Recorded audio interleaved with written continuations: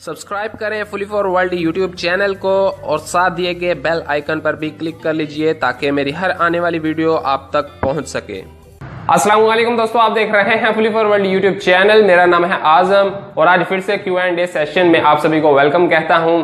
और इस वीडियो में आप सभी के इंटरेस्टिंग सवालों के जवाब मिलने वाले हैं, तो इस वीडियो को देखते रहिएगा। उससे पहले आपसे रिक्वेस्ट है कि अगर आपने इस चैनल को अभी तक सब्सक्राइब नहीं किया तो जल्दी से इसको रेड बटन पर क्लिक करके सब्सक्राइब कर लें। तो चलिए स्टार्ट करते हैं। यहां पर सबसे पहला कमेंट इमदादुर रहमान का। इमदादुर रहमान पूछ रहे हैं कि सर, फ्रीज में अगर गैस ज्यादा हो जाए यानी कि ओवर हो जाए तो क्या कैपिलरी ट्यूब चोक हो जाती है यानी कि ब्लॉकेज हो जाती है?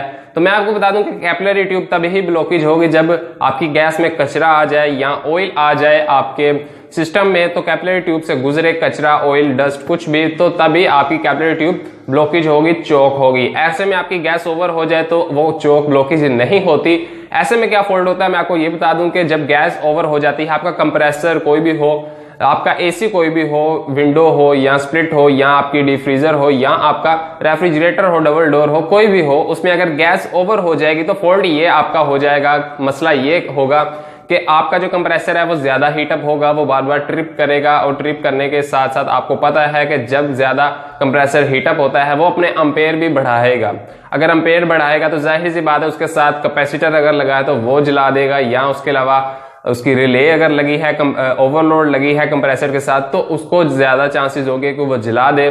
तो हो सकता है कि वो ज्यादा देर तक अगर गैस ओवर रहे तो वो खुद भी जल सकता है। वैसे रेफ्रिजरेटर में गैस ज्यादा ओवर होने पर आपको एक साउंड सुनाई देगा कि जैसे ऑयल में कोई हम गरम ऑयल में जैसे हम कोई पानी का कोई कतरा हम फेंकते हैं, पानी थोड़ा बहुत हम फेंकते हैं तो जैसे आवाज आती है, तो गैस ज्यादा होने पर अक्सर फ्रिज में ऐसी आवाज भी आ जाती है। और उसके अलावा अगर उसके सक्शन पाइप पर आपको काफी ज्यादा फ्रीज मिले, आइस मिले, काफी ज्यादा सक्शन लाइन पर, फ्रिज की बात कर रहे हैं, एसी में भी ये हो सकता है, लेकिन फ्रिज में अगर आपको सक्शन लाइन पर ज्यादा आपको आइस मिले तो आपकी गैस ओवर होगी। आप अपनी गैस थोड़ी सी कम करें और आप ये चीज देखें कि जहां पर आपका सक्शन जो है यानी कि मोटे वाला पाइप, और जहां पर आपको चिल मिलता है, आप हाथ लगाकर सेंस कर सकते हैं कि ये ठंडा है या अभी नॉर्मल है। जहां पर आपको चिल मिलता है वहां पर आपकी गैस बिल्कुल ठीक है।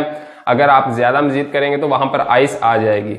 अगला कमेंट वसीम भाई पूछ रहे हैं कि सर, कंप्रेसर किस किस प्रॉब्लम की वजह से ज्यादा एम्पेयर लेता है? मैं आपको बता दूं कि कंप्रेसर या तो आपकी गैस ओवर हो तभी आपके जो है एम्पेयर बढ़ाना शुरू कर देगा।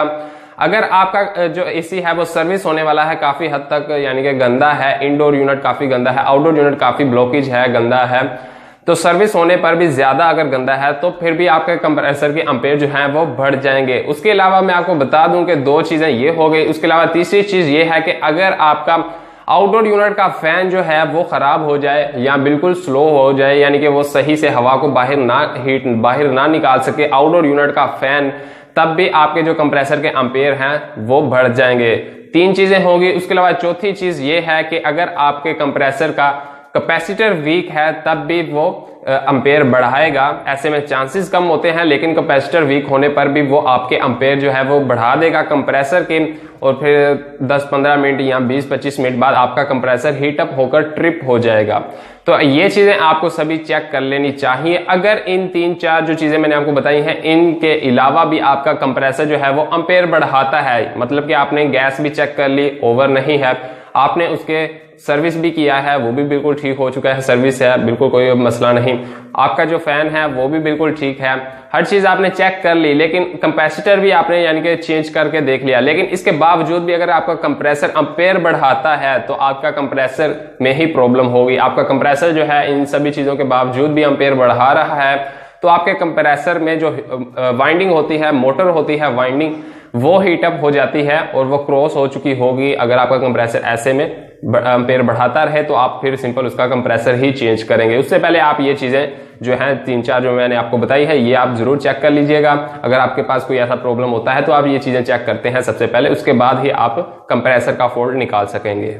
यहाँ पर एक भाई पूछ रहे हैं कि सर, आपने इतना कुछ कहां से सीखा? देखें, दुनिया है, इसमें सब कुछ सीखने को ही तो है। मैं दुनिया से ही कुछ ना कुछ सीख रहा हूँ। देखें, मैंने एक चीज नोट की है, अगर कोई लाइफ में अगर कोई वक्त का हिसाब होता है, अगर कोई मुझे आज सिखाने वाला नहीं है, लेकिन मेरी कोशिश अगर होगी उस चीज को सीखने की, कोई भी चीज हो, यही फील्ड नहीं, हर चीज, अगर मेरी कोशिश हो कि मैं इस चीज को सीखना चाहता हूं, मुझे कोई सिखाने वाला ना हो, तो मैंने एक चीज का हिसाब लगाया है कि वक्त इंसान को बहुत कुछ सिखा देता है।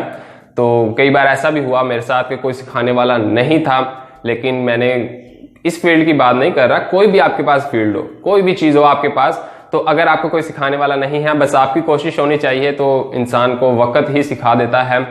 तो कोई अपना ना भी सिखाए, इंसान सीख जाता है। तो मैंने इतना कुछ जो सीखा है वो अल्हम्दुलिल्लाह मैंने अपने कुछ उस्तादा कराम से भी सीखा है। और उसके अलावा मैं आपको मजे की बात बताऊं कि मैंने डिप्लोमा बाद में किया है, इस फील्ड का कोर्स जो है वो मैंने बाद में किया, लेकिन उससे पहले मैं 3-4 साल प्रैक्टिकल काम करता रहा हूं। फिर मेरे माइंड में आया कि यार कुछ और भी ज्यादा सीखना चाहिए, तो फिर मैंने डिप्लोमा भी किया।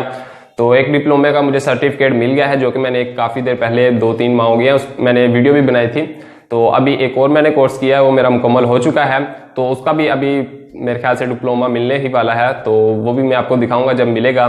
तो बस कोशिश इंसान की होनी चाहिए, इंसान सभी कुछ सीख जाता है। तो मेरी कोशिश थी, तो मैंने अल्हम्दुलिल्लाह काफी कुछ सीखा है, तो अभी आगे भी सीख रहा हूं। और जितना मेरे पास नॉलेज है मैं आपके साथ शेयर करता हूं, और आम अल्फाज में शेयर करता हूं, ताकि आपको भी समझने में प्रॉब्लम ना हो।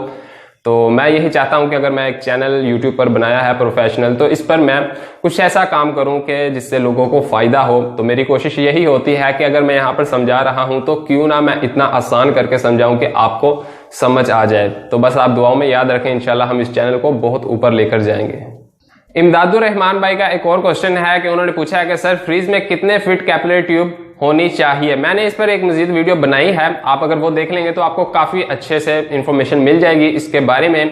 कि मैंने उसमें ये बताया था कि जितने फिट भी हो कैपिलरी ट्यूब आप लगाएं, लेकिन आपने उसका प्रेशर जो है वो सेट करना है। अगर आपका 1/4 का कंप्रेसर है, 1/5 का है, तो आप मैक्सिमम तकरीबन उसका 250 के राउंड बाउंड कंप्रेसर उसका प्रेशर जो है वो सेट करें। अगर आपका 1/6 का कंप्रेसर है, तो आप उसको 200-180 पर भी सेट कर सकते हैं। कैसे कैपिलरी ट्यूब का प्रेशर सेट किया जाता है, इस पर मैंने एक मजीद वीडियो बनाई है, आप मेरी वीडियो लिस्ट में जाकर देख सकते हैं कि कैपिलरी ट्यूब का प्रेशर कैसे सेट किया जाता है।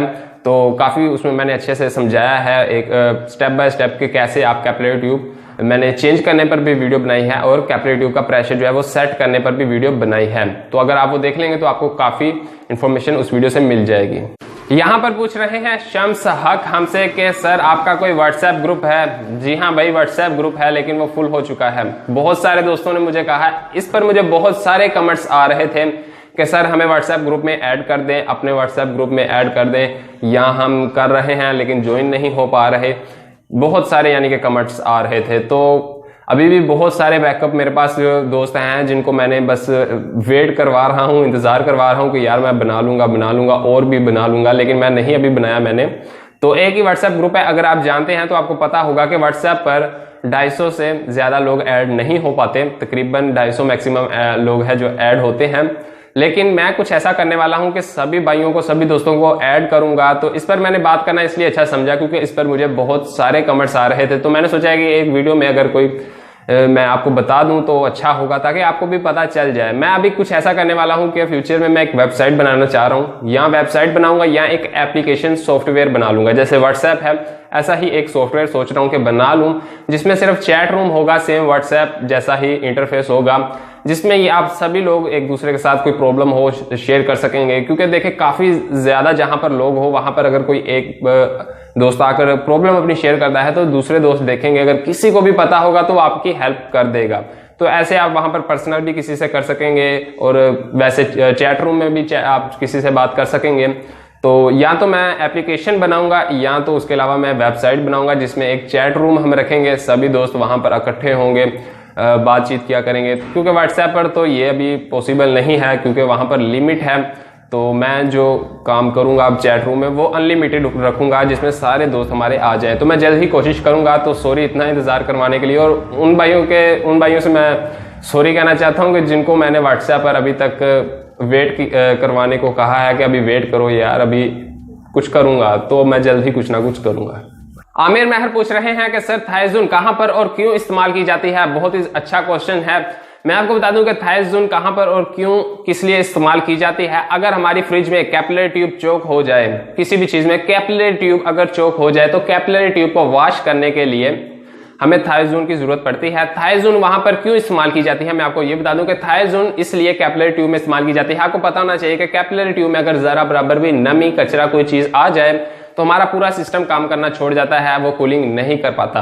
तो उसको कचरे को वॉश करने के लिए यानी कि कैपिलरी ट्यूब को वॉश करने के लिए थायोजोन इस्तेमाल की जाती है। थायोजोन का काम ये होता है कि वो कचरे को अच्छे से पकड़कर वॉश कर लेती है और बाद में उसमें ये एक क्वालिटी है, आप ये कह लें कि थायोजोन जब वॉश कर लेती है तो जाहिर सी बात है थायोजोन एक पानी टाइप है, एक लिक्विड टाइप है, तो वो अगर उसमें रह जाएगी कैपिलरी ट्यूब में तो फिर भी प्रॉब्लम होगी। आपको पता ना चाहिए कि पानी का कतरा या कुछ भी नहीं रहना चाहिए, सिर्फ खालिस गैस ही उसमें होनी चाहिए।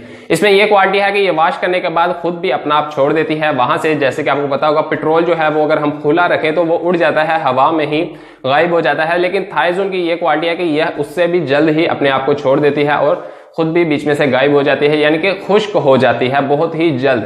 तो अपना असर भी बीच में नहीं रहने देती, तो बाद में हमें यानी कि चोक की प्रॉब्लम जो है वो इतनी हमें नहीं बनती। तो मेरा ख्याल है आपको आज की वीडियो काफी अच्छी लगी होगी, आपको सभी क्वेश्चन एंड आंसर इंटरेस्टिंग लगे होंगे। तो अगर आपको ये वीडियो अच्छी लगी है, इस वीडियो को लाइक करें, शेयर करें, और अगर आप भी इस यूट्यूब चैनल पर न्यू हैं, इस चैनल को सब्सक्राइब करना हरगिज मत भूलिएगा। तो मैं आपसे मिलता हूं अगली वीडियो में, इजाजत दीजिए, अल्लाह हाफिज।